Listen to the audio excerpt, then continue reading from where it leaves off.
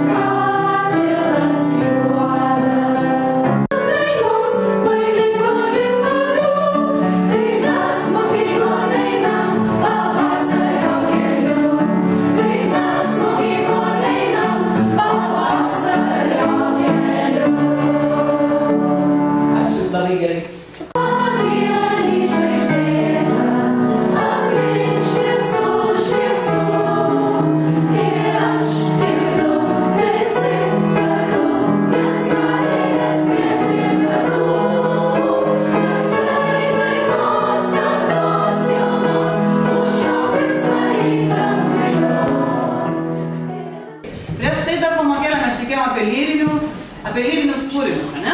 Kokius? Kas atsimenu? Marija. Nu, kas dainuodavo po langais mylimosiams? Kaip vadinasi? Serenados.